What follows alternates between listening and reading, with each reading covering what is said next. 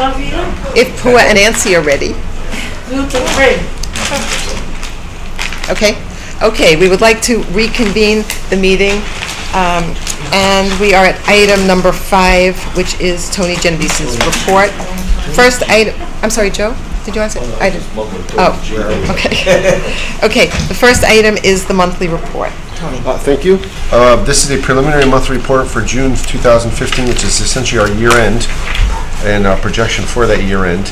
And the result is a budgetary surplus of a little over $400,000. As you can see, the surplus covers the fund balance appropriation of $400,000, and therefore we actually have, assuming all these projections hold, that we will have a slight actual contribution to fund balance this year. And so that brings our fund balance to a little below 10% for the end of the year. One thing that has come in since we last met were some large back tax collections, and therefore there's actually a $35,000 surplus projected in taxes. A lot of times, as we go through the process each month, I'm generally conservative about my projections on revenues and expenditures, and hopeful that some of these things will happen. And so that's why oftentimes the projection, the surplus or whatever, may grow towards the end of the year. So anyway, that's one issue. Another is a FEMA award, which we discussed, that we were awarded that, and so that creates a slight surplus in revenue, about $38,000. The department charges experience a shortfall of $62,000. There are some surpluses in golf fees and in zoning permits and in transfer station fees, but those are offset by shortfalls in conveyance taxes and town clerk fees. So those are the two major categories that have helped to create the shortfall. Interest income is projecting a shortfall of $25,000, and as we discussed earlier, there are $80,000 surplus projected in private duty revenues for the police department. In the expenditures, the Board of Selectmen's budget is still projected, largely due to legal fees, a surplus of roughly $25,000. The police department, we currently have a shortfall in overtime because of a shortage in personnel. But what happens is, if you have a shortage in personnel, you have a surplus in wages. So the surplus in wages covers the shortfall in overtime and a $63,000 surplus, because it's generally not a one-to-one relationship. It's not $1 of overtime for every dollar of waste management.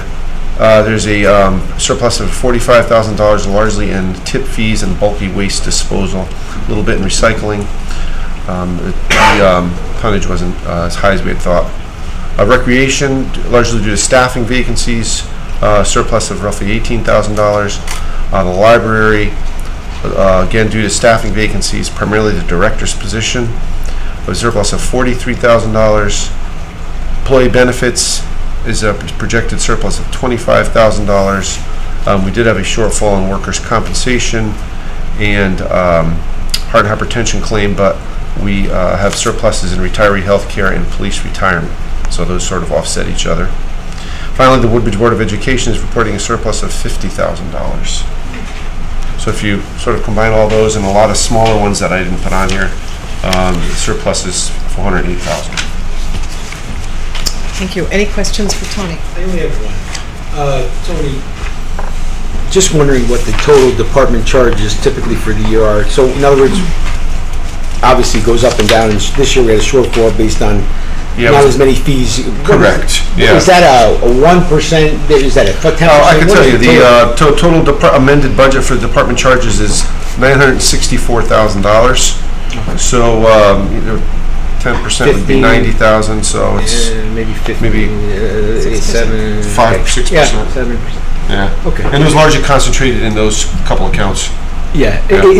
Are we trending where the fees are less permits? Yeah, we're trending on less fees and conveyance fees, actually, was one. And do you so we reduced it 3 or 5 years when you do your budget? Correct. So we reduced it next year based on that rolling average. That's, okay, good. That's correct. Thank you. So about when does this budget get finalized?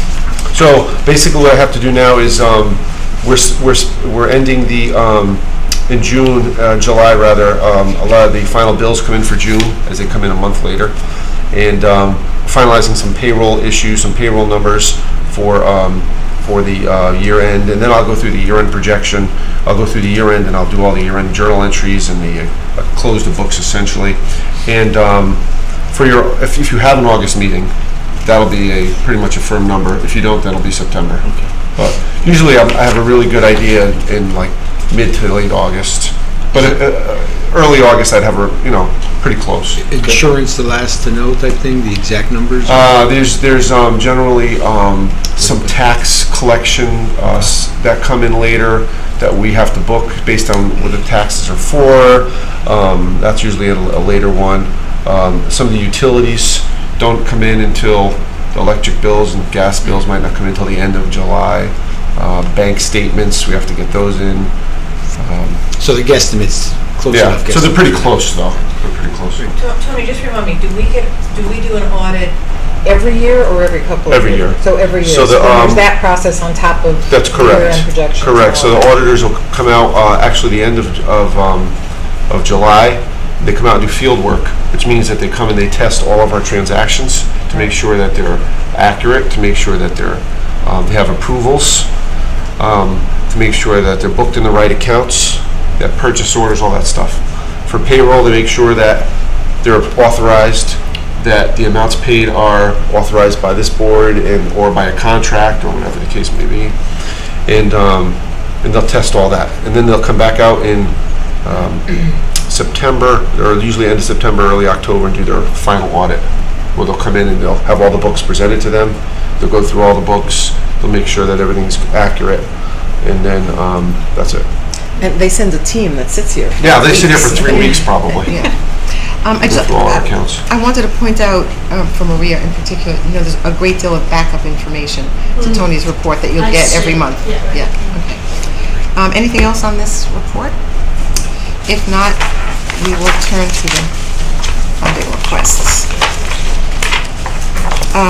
I'll make a motion that we approve funding request 1415-27 in the amount of $11,000. Is there a second? Second. Thank you. Tony?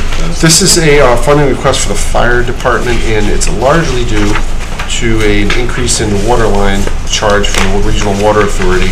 That's a majority of the $11,000. There was also a hydrant repair that the fire department had to do, and when we do hydrant repairs, that's the account it comes out of.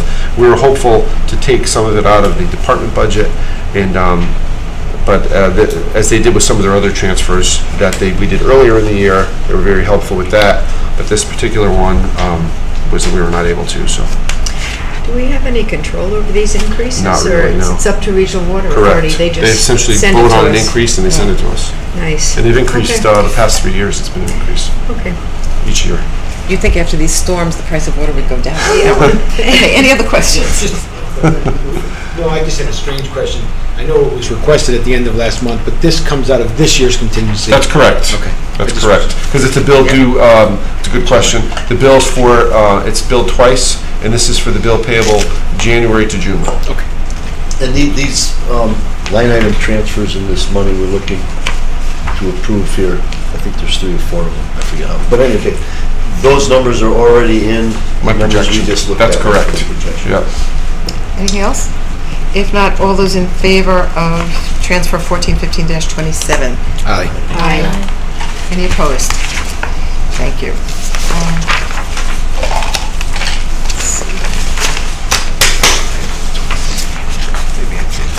That's 28? Yeah, this next one's sort of in 2 parts. Okay, I'll make the motion for funding request number 1415-28 in the amount of $32,305. Is there a second? Second. Thank you. Tony? So in the budget process, the Board of Finance removed a request from the police department for $50,000 for radios. And that was one that everyone had voted on, but the idea was that we had at the time a little over $55,000 in contingency. And so the idea was to use that money to pay for the radios. Some of these other issues had come up, and as a result, there was only $32,000 remaining in contingency. So the first request is to use the remaining contingency from FY15 to pay for the radios. So we're using 15 contingency, so everyone's clear on that. And then the second one is the balance of the request comes from a capital project that does not need the funding. It had extra funds in it, so. So the second part of this will be The line line item item transfer transfer, correct. 1415-29. So Correct. they go together. They sort of go together, so I wanted to explain that as one and see if you have any questions as one sort of. So the first half cleared out the contingency for Correct. 2015. Right. And we're now starting 2016. And so the idea is, Maria, in the budget is so that you could then reduce the budget by $50,000. Otherwise, it kind of went to waste of the budget this year if we used it out of 2016, correct? If we just took it all out of 2016, we're kind of Yeah, you don't the want to start. opportunity of that 32,000. That's right. I don't want to Yeah. start getting. You don't want to start contingency right away if you can avoid it. Yeah. So we have Contingency left from the year before, right? Correct, right. We have a motion and second on 1415-28. Any other questions on that one? If not, all those in favor? Oh, I'm sorry, Maria. What are these radios for? That's a good point. We sort of went through all this when we did the capital budget, but, so they're the handhelds that the officers use for, in their daily. There actually is an effort right now to get a comprehensive understanding of all of that. In fact, just this week, we're structuring a format for how to understand all of this for both this group and the Board of All their Finance. technical stuff. Because Right. it's proven to be Communications. a, Yeah. Communications for Dummies is what I'm going to need. it's proven to be a kerfuffle. Yeah. It also includes the fire department. How do you spell that? I mean, I think that all the departments can, what do you call that? What's the word? Not connect, but rather Coordinate? coordinate. Yes. Well, we don't know that yet, but that's certainly one of the questions. So Maria, we have a subcommittee. We have Susan and a member of the Board of Finance are working with Tony to look Because at I comprehensively. imagine, the communication is so gotten simpler and simpler that I think that. I think that's a misconception. No? It got simpler and more complicated. And more complicated. Any other discussion on 1415-28? If not, all those in favor? Aye. Aye. Anyone opposed? I move line item transfer 1415-29 in the amount of $15,695. This is the second part Correct. of the radio replacements that Tony Right. described. Is there a second? Second. Any other questions? No. If not, all those in favor? Aye. Anyone opposed? I now move line item transfer number 1415-30 in the amount of $2,056.25. Is there a second? I'm just going to Sorry, second. yeah. Is there a second? Second. Thank you. Tony. So the police department sold a police vehicle, and they would like to use those funds to offset the purchase of a future vehicle. Because if we receive funds for any purpose, whether it's donations or sale of assets or what have you, we can't just buy something with it. In other words, this board has to approve the expenditure of whatever makes you're sense. buying. Yeah. So that's what this does. It requests to use the $2,000 to then use to buy a car or offset the purchase of a car, which we accounted for in the budget process.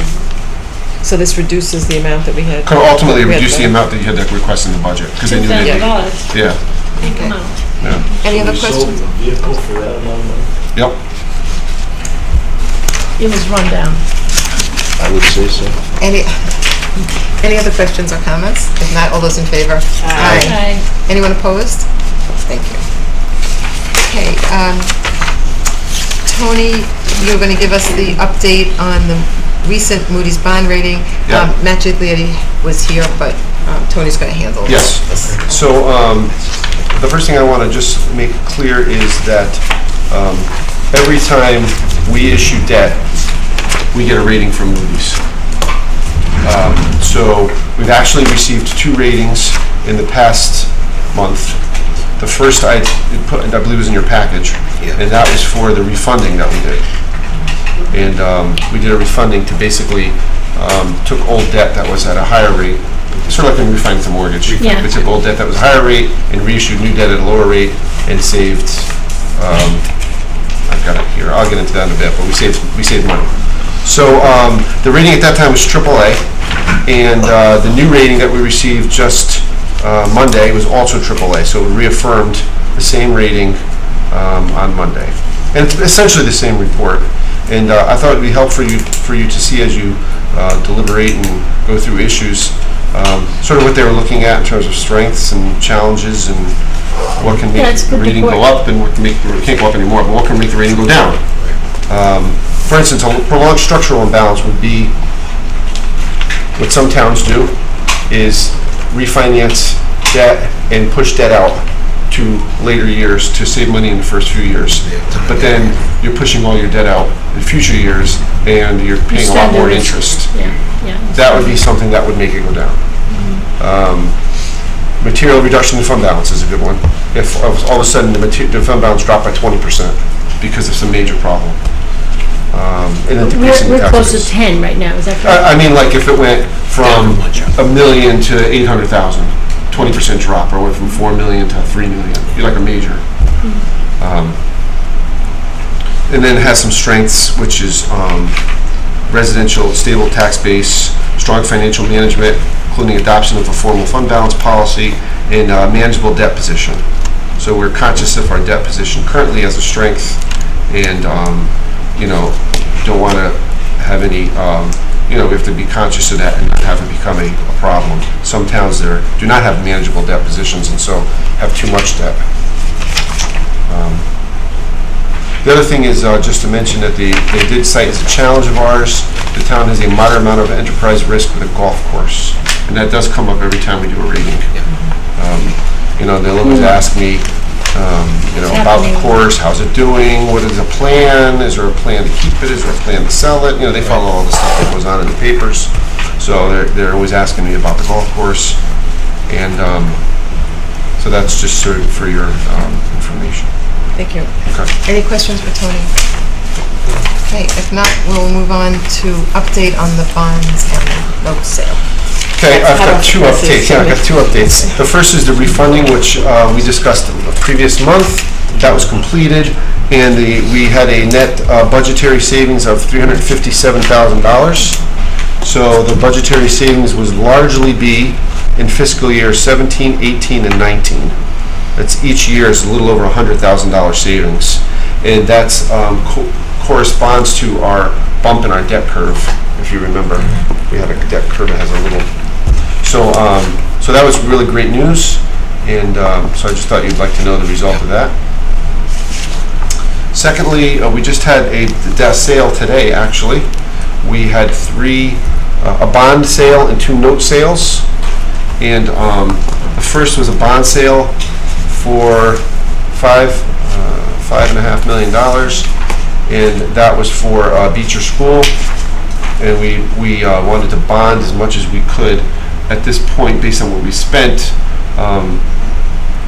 because rates are low, and the rate was 2.78%. And this is for the current project.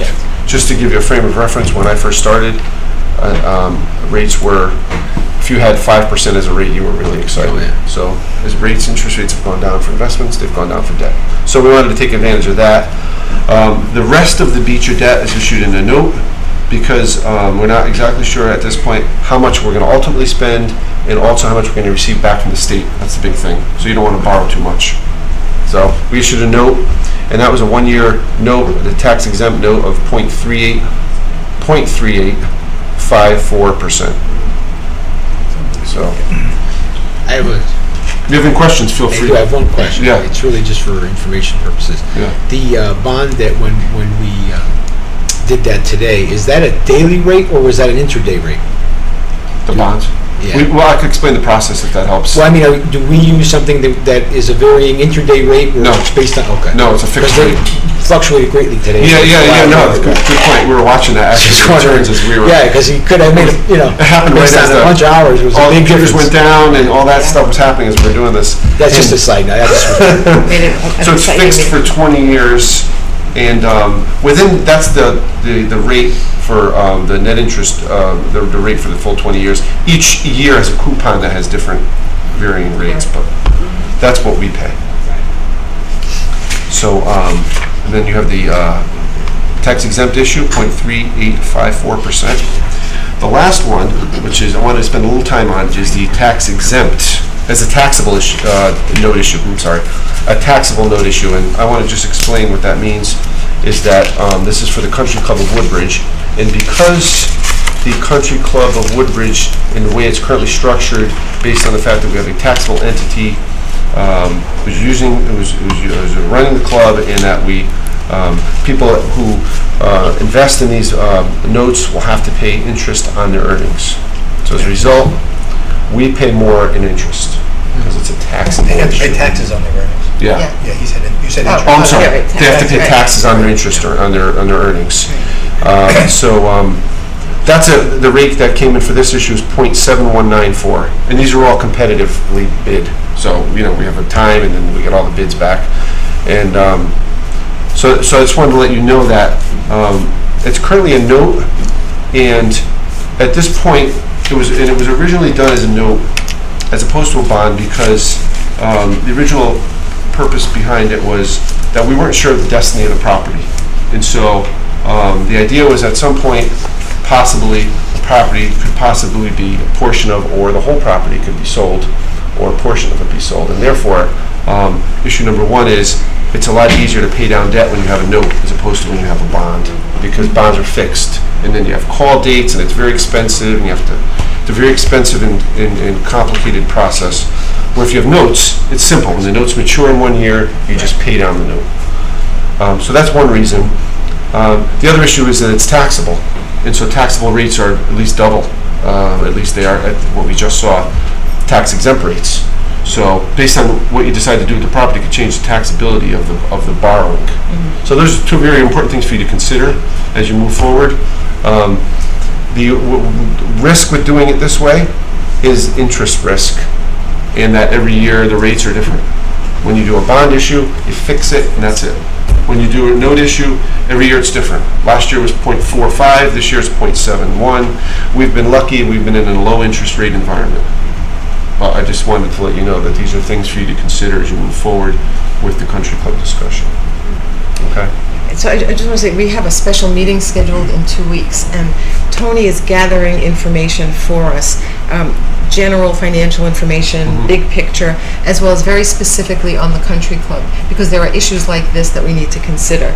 So hopefully if everything comes together in time, that's at least part of what the special meeting will be with the Board of Finance, to look at the big picture and the details as well, see if there's more information that board members Right, if there's any other information that you need to make a decision. Right? Excuse me, can I just, is that the 22nd? I just was going to confirm that date. 22nd, okay. That was the date that Yeah, they put out to say. It's 2 weeks from tonight. Oh, right. Yeah. Thank you, Tony. That's Okay. very helpful. Okay. Any other questions for Tony on that? No. Okay. Now, on the center building soil. Warren, maybe Warren, he's. Oh, you can do that. Are you for the truck, Warren? Maybe you can go home. You for the truck? What's The that? truck? Yeah. I'll do the truck. All right, well, if there's no objection, we'll move to item 5G, bid waiver. Unless, Warren, you would like to stay longer. Maybe you're enjoying this. Go home and watch TV. Please join us.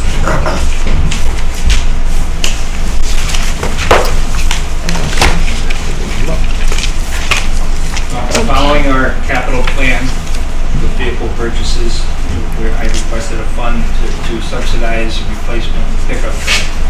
And this request is for a bid waiver to fill that gap of taking the vehicle essentially that I'm driving and shift that down into the fleet to get rid of one of the older vehicles. The two oldest vehicles are between 17 and 20 years old. So those two trucks right now don't have plows on them, and they're basically used to just shuttle around with, but it would be an asset to have my truck pushed down into the fleet to have a plow on the truck. The request takes into consideration the state bid pricing. It represents in the breakdown that there's a manufacturer's rebate from the list price, plus there's a governmental discount in the tune of almost $15,000. So we've always historically purchased the majority of our small truck fleet on this premise, so we're following the same procedure. And the quotes I got, it comes in, and the cost of this request from Shaker Family Ford is in the amount of $37,794. So do I understand that you assess the bids based on what the state contract The state number is? contract offers a base price, but then you have to specify, if you go to the state bid website, they're basically giving you a Ford truck that's a two-wheel drive, so you have to contact them and they give you a breakdown for what that vehicle would cost.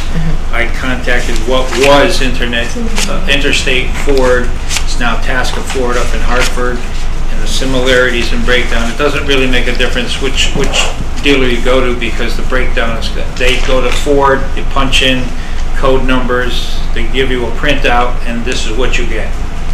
Any other questions for Warren? If not, is there a motion to approve the bid waiver for the Ford F-350 light plow truck as provided in Warren's memo of July 2nd, 2015? Second. Any other questions or discussion? Yeah, I may have missed it. How are we funding this? It's currently in the capital budget. This is a purchasing, yeah. Okay. This is more of a purchasing. Is this for 16? 2016 And vehicle. this is the vehicle we discussed back in January when you were in front of us? Correct. Okay, yeah, just want to make sure. Anything else? If not, all those in favor? Aye. Aye. Anyone opposed? Thanks, Warren. Okay, thank you. Thanks, Warren. You can stay. Okay, now, Excuse me, who seconded that? Susan, right? I don't know. Fine. I'll blame me. I didn't do it. okay, we will now return to item 5E, which is update on the storage tank removal and soil remediation. Before we get to that, I just want to clarify something. I understood Amy Morell to say, I may be wrong, but I understood her to say that, or imply, her understanding was that we were dealing with this because there was an oil leak and therefore we were removing the tank. That's not the case. We have a plan to remove the tanks, just as she had suggested. We can't do them all at once. We are removing the tanks according to the plan, and unfortunately, in the removal process, we discovered that there had been a leak. That's and exactly that's correct. what Tony will be explaining tonight. And also, Amy made some comments about not having information with the agendas, referring to you, Maria. So I just want to make clear to you that we get the information out as soon as we can. Sometimes it takes some time, but staff is always available to answer your questions. When you get an agenda, if there's anything, Tony or Betsy or Jerry, you can call me, and we're always happy to fill in more information if we have it at the time. But sometimes it's it's evolving as we get to the meeting.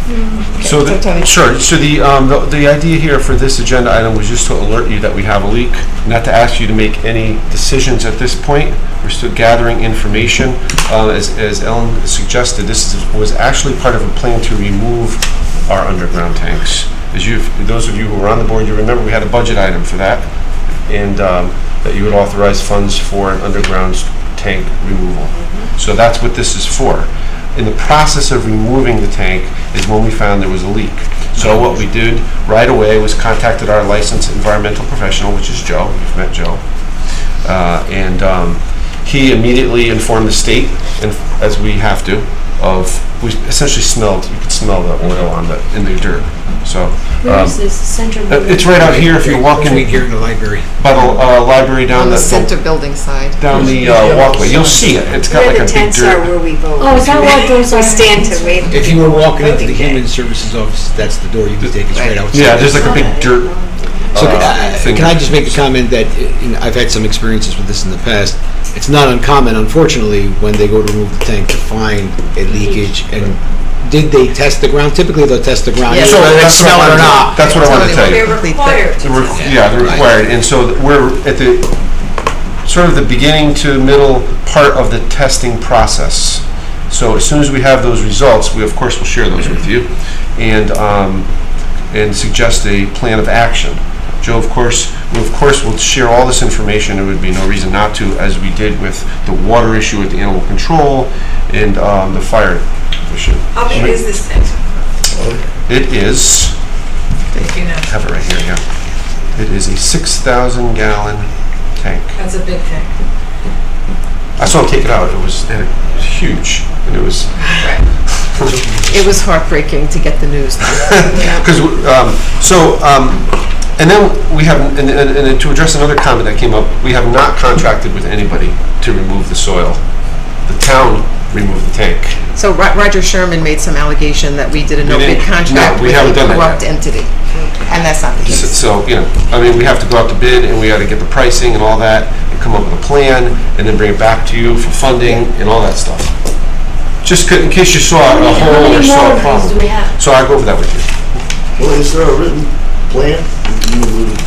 Yeah, we're devising one with Joe. Are you doing that now? Yeah, correct, yeah. Can I ask you, we allocated money for this removal. Right. So I don't know if we allocated to remove 2 tanks a year, 3 tanks a year. We put in enough money to remove all of our tanks, with the exception of a double wall fiberglass tank at the Country Club of Woodbridge that was put in 2006. So is it a possibility to stop looking at removing any other tanks until we find out what this is, and maybe this money can be used if, well, these are not easy cleanups, no matter how small they are, they're expensive. That is possible, however. The only one left is, aside from Beecher, which I'm not 100% sure what they're doing at Beecher, we removed one at the library, no problem. We removed one in Public Works, not a problem. We have one at the, so we've been doing them all along. We removed, the center building is one we're discussing. The one, there's 2 left, and it's a diesel tank, which is 500 gallons, and a heating oil tank, 2,000 gallons, and they're right down there for Town Hall. Well, my only comment being that in case there is a large cost here, because there's always pretty good costs for these cleanups, maybe we can at least delay, for budgetary purposes, delay going and looking at the last tank until we get a better assessment of what this might be. If you want, you could. That will be a discussion. I think what we first need to do is understand what the cost of this one, how much we've allocated, and we'll get to What the state that. actually requires you to do. Yes, Correct. Yeah. She was alluding to earlier that sometimes you can keep it in place in dirt, sometimes you can remove it. I mean, there's options here based on how much, you know. Am I remembering this incorrectly, that sometimes the contaminated soil is covered by insurance? Sometimes it is, sometimes it isn't. Okay. If you're And we removing won't a tank, know it isn't.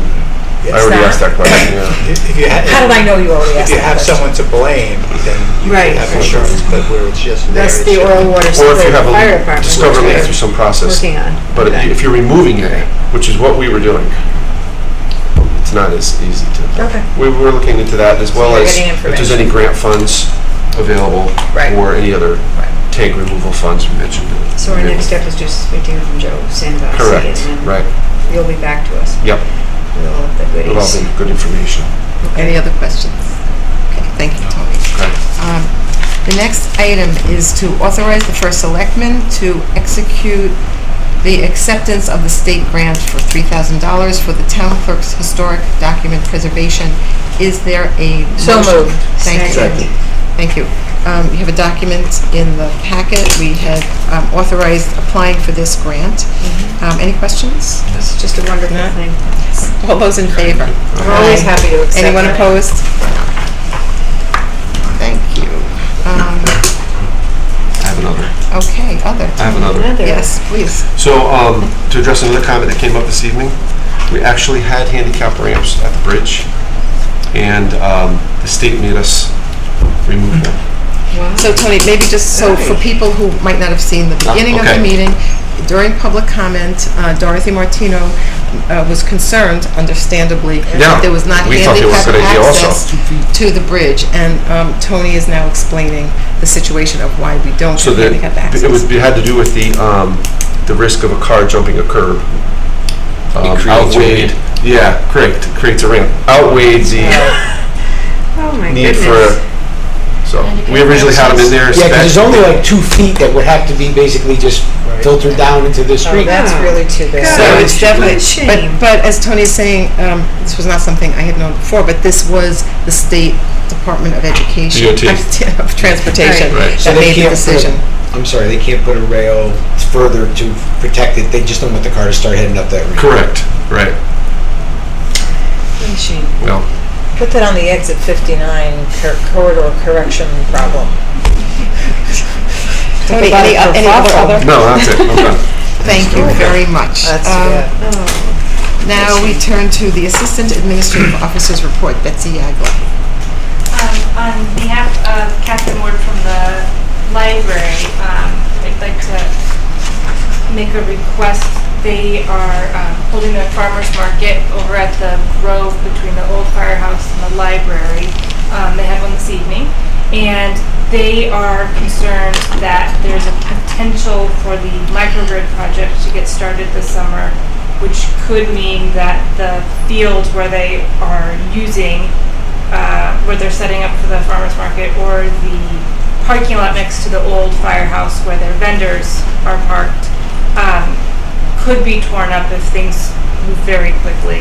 And in that case, they would like to move the farmer's market over here near the gazebo. Is there a motion to approve the library moving the farmer's market, if necessary, to the new location? I'll make that motion. I have a question, but I'll Okay, make the let's- motion. I'll second it just to get the discussion going. What nights are, right now, what night are the farmers markets? They're always Wednesdays, Every correct? other Wednesday. so And it's- because we have the concerts on the green on Tuesdays, is there anything else that might be Well, there is. The conflicting? Concerts on the Green this year, for the first time ever, have a Wednesday rain day each week. But So it's- maybe for this month. But I believe this wouldn't happen until August. Yeah, they're not After gonna the be able, concerts. they're not gonna be Okay. starting the microgrid. So that's a non-issue. So the farmer's market does happen every 2 weeks. It would be highly unlikely that they would need to move. There's a chance.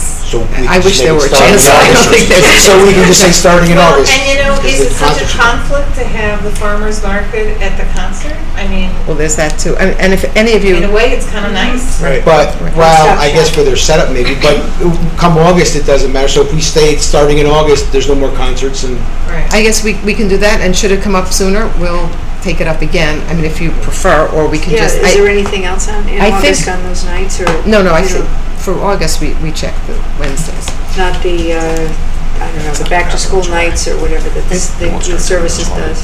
if I could just ask, how long does, when is the last Well, farmer's The market? human services programs are usually on a Friday night. Oh, okay. The last farmer's market is on September 30th. We had a motion and second, correct? I just want to say about the farmers markets, if you haven't been there, it's great to support it. It was wonderful tonight. They have new vendors, and it's really, it's wonderful. So is there we have the motion and second, sorry. I just Anything have else? one more Yes. question. So who's going to decide the if necessary? How does that work? That would be the library. I would say Oh, I that's the see. library. Okay. Okay. Okay, all those in favor? Aye. Aye. Anyone opposed? Thank you. Anything else, Betsy? I do have one more thing. I'd like to pass out a document. The town, as you know, is in partnership right now with the Connecticut Solar Challenge, which is providing discounted pricing to Woodbridge residents. And the board had authorized the first selectman to sign a contract with the Solar Challenge that was authorized in September. And the partnership was supposed to last for 1 year from the date of the first workshop, which was November 18th. So the partnership would end November 18th of this year. The folks from the Solar Challenge would like to extend that for about a month and a half to go through December 31, which would coincide with the end date of the Energy Challenge. And since we're marketing them in tandem, it just makes sense to have the end date be the same to avoid any potential confusion. So moved. Second. So we have not given this to town council before. Let me say that I'd like to suggest that we move approval of the language, assuming that it does what Betsy just described, subject to review by town council. That's a friendly amendment to the wise. motion? I'm sorry? Sounds wise. Okay, so that's a friendly Accept amendment? friendly amendment. I'll A second? Okay. Friendly Any amendment. questions or other discussion? If not, all those in favor? Aye. Aye. Anyone opposed? Thanks, Betsy. Anything else, Betsy? I just have a question. Yes. Does that give people an opportunity of an additional 2 months to sign up for An home additional energy month. audits and? So the home energy audits were always offered through December 31st. Oh, okay. What this would extend is the opportunity for a Woodbridge resident to sign a solar contract Gotcha. with the same discounted pricing, and it also benefits the town because every time a resident signs an agreement for a solar contract, the town is accumulating points towards our free solar array. Yeah, thank you. Okay. The Personnel Committee met this evening prior to our board meeting to consider a request by Fire Chief Sean Rowland to increase the hours of Amy Bogish, the administrative assistant, from part-time to full-time, and the committee voted unanimously to make the recommendation to the board. Tony, do you want to make the motion?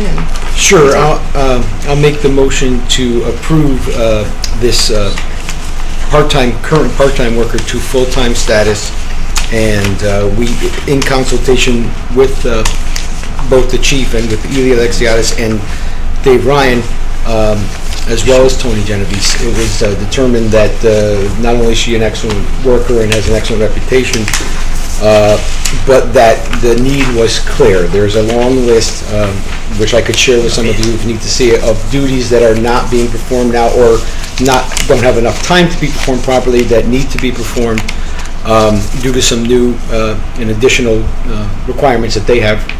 So it seemed abundantly clear. Also, the questions were asked and answered that there is a way to handle it through the budget process, through our contingency and our different ways of coming up with money without having to go through the budget process, though the Board of Finance will be informed that this is happening. We thought we can do it without their approval. Thank you. I'll second that motion. And we've distributed now to all the board members the materials from the meeting, including the list of duties and Tony's financial assessments.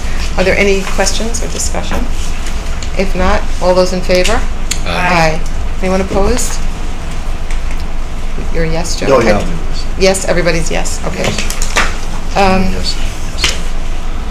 Town council's report. Jerry.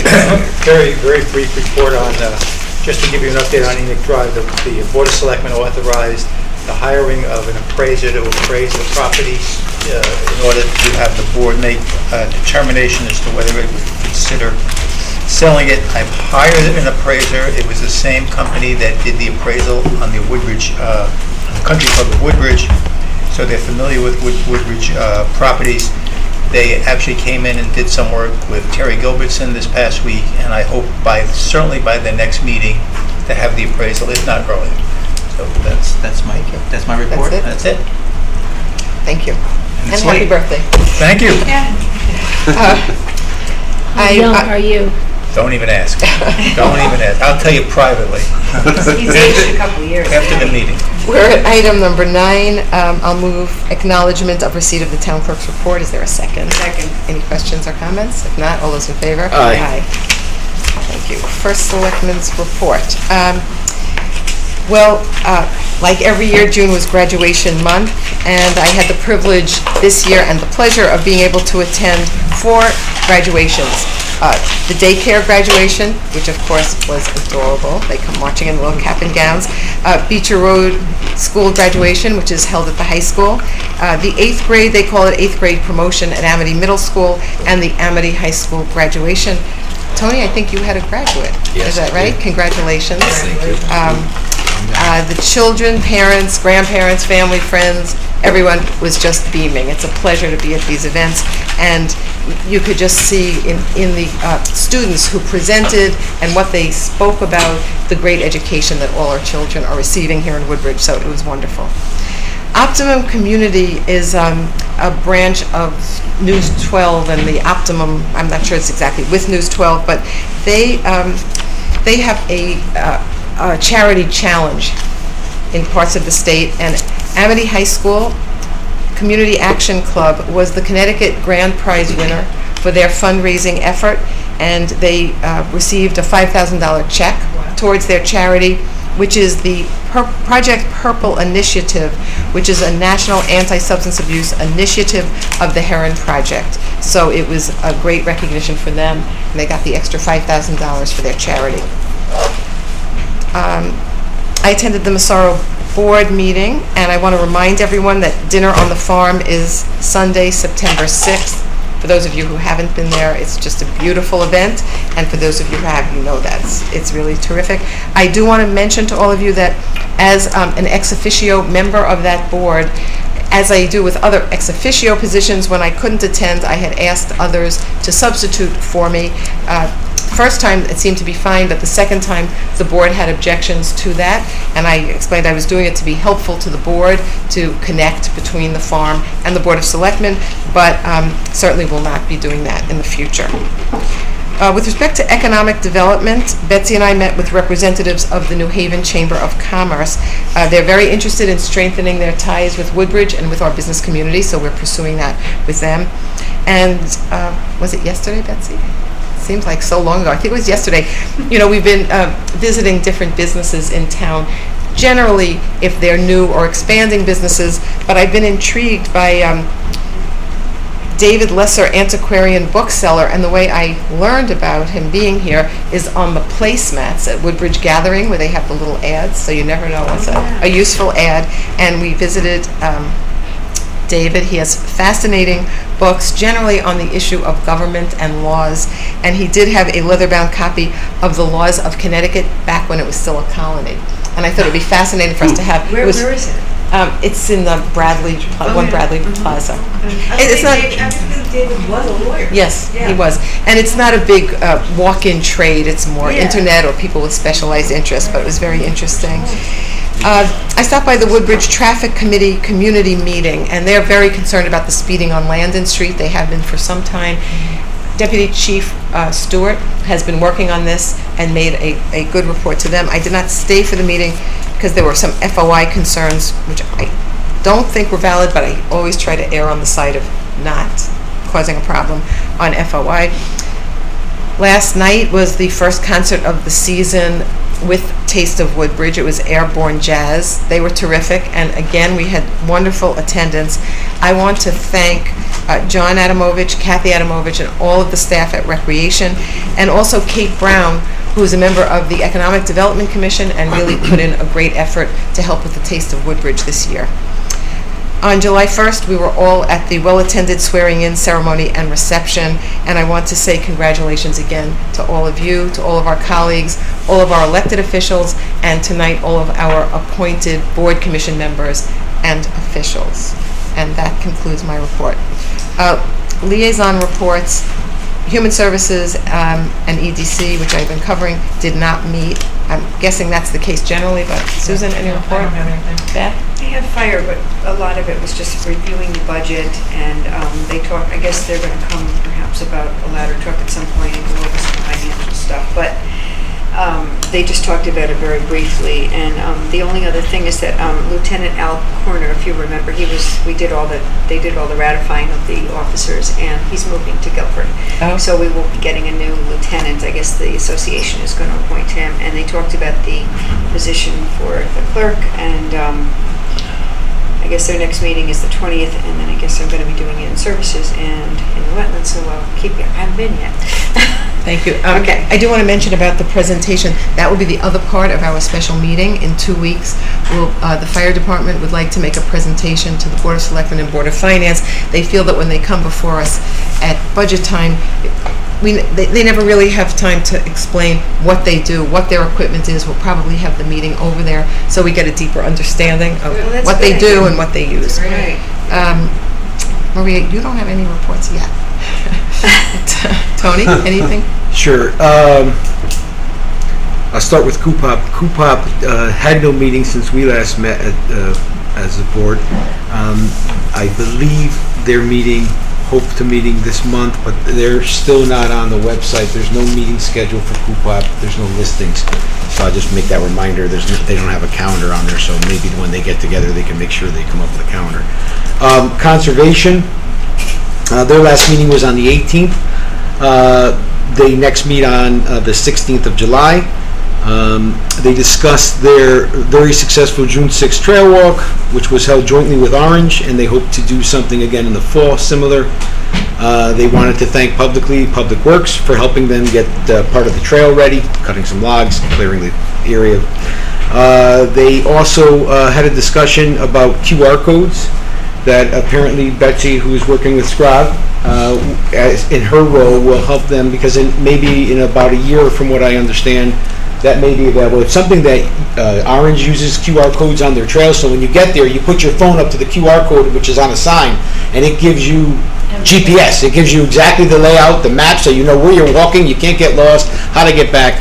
Yeah, so that's Orange uses it already, and I guess Betsy has a role at Scrog, and Well, Scrog's updating the trail maps, so there's not... ready for us. The QR codes couldn't happen before the trail maps are updated. So maybe in about a year that might be available for Woodbridge. Is that about right? Maybe. Okay, maybe. Maybe. But they're hoping. Exit 59. Yeah, okay. Then they're considering appointing a West Rock State Park Advisory, someone to be appointed to that council. They'll take that up in July. And the last thing was the talks have begun about conservation holding some joint meetings with Recreation and Coopop involving open space. Okay, TP&Z. TP&Z, my first meeting was last night. Unfortunately, they did not have quorum. The parking, of course, was crazy. They waited around. Unfortunately, they didn't have quorum, so they adjourned the meeting. However, the next meeting will be scheduled the next couple of days for sometime in the next 2 weeks, because they didn't want to put people off. There were a couple public hearings to be had. I think I saw a notice today. Oh, they might have made it today. Scheduled. Yeah, Okay. They are planning, they're holding the public hearing on the 13th, next Monday night, because ZBA is not meeting, that's normally the night for ZBA. And they are hoping, depending the outcome of the comments received at the public hearing, they're hoping to have a work session, decision-making work session on the 27th. Yeah, there's some requirements there of timing. They can only do certain things within so many days. So they were trying to work that out without putting people off. Okay, and the last one, which unfortunately is the longest, was recreation. There were a lot of important things discussed. There was a discussion about the possible Delta UV EM series lamp for the pool at Beecher, which is an expensive piece of equipment, but the WAC representatives, and that's the Woodbridge Aquatic Club, had been in conversations and with Recreation about possibly being willing to foot that cost. So there will be further conversation, and the commission is hoping to have a conversation with the combination of Town Hall, Brad Parsons, and WAC representatives about that possible development. It's a way to basically make sure the water is cleaner and safer, and the environment. But it's an expensive piece of equipment, so they want to talk to town about that, and Recreation is going to promote that conversation. The country club, things are going well. Tony Taddy reported 4 tennis courts were rolled and are ready for use. There was one concern. There's an area, and I think it was Roger Sherman. Someone brought it up tonight. I believe it was Roger Sherman.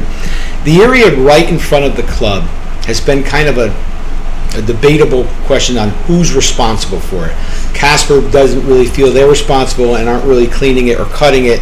We're not sure we're responsible, and sometimes Adam has gone over and done parts of it. And the Recreation and Tony Taddy are requesting that we can make sure, if Casper's not going to do it, can Adam have someone cut around the entrance of the club and the courts, because it's causing them issues. It's being overgrown and things get on the court. It's really hard with the type of courts we have to keep them clean. They're not a hard substance.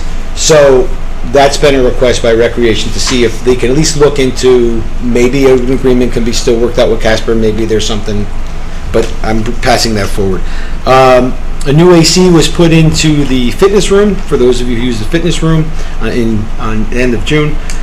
Temporary fence was to be installed around the small ice skating rink, I guess from some previous concerns on the Fitzgerald track about possibly pucks or balls that are being, when I guess occasionally they play roller hockey, and this way it would protect the ball from getting into the walking lane, which is a possibility, I suppose. And I'm sure Tony can give us more on that. The summer concerts, as you know, were started. There's 3 more every Tuesday night, and this year there is a Wednesday night rain date. In the past, we just went inside. This year there'll be an opportunity to come back on Wednesday if it rains. Jim Franco will be going for the training this month or in the next month or so for WebTrack, which is exciting. That's going to allow, we passed that in our budget to allow Rec to begin to accept online credit cards and registrations. So he'll be doing that training in the next month or so, and we're finally for the fall. Great news. It'll be easier for people, and they'll probably, yeah. Commission asked that I let the Board of Selectmen know that they're waiting for an update on the resolution of the Peace Playground netting between the basketball and play area. And if we don't have an update, they're wondering if you would like them to start to approach. They were concerned about putting a net between the basketball area and the I playground. spoke with John Adamovich about it, and he said he would address it. Okay, so maybe that's since the last time I was there was on the 22nd of June. Yeah, so I maybe spoke you with him talked maybe since. Monday. Okay, Monday. good. And then the last thing, believe it or not, is the commission also asked directly if I would ask the board for the following two pieces of information. They're very concerned about the recommendation and request they made to us at budget time to change some pay and some hours depending on the worker for Anthony Taddy and John Adamovich. They would like an update on that, knowing where they stand, as it's the heart of both of their seasons. And they would greatly like those changes to be made if they can be made. That's what they did. So I told them I'd pass it on. Joe? Anything? No, Okay. All right, is there a motion to adjourn? So moved. Second. What am I doing? No, he can't. Third. I withdraw that. I'll let him make that one. I'll let him make that one. Susan made the motion. Tony seconded. All those in favor? All right.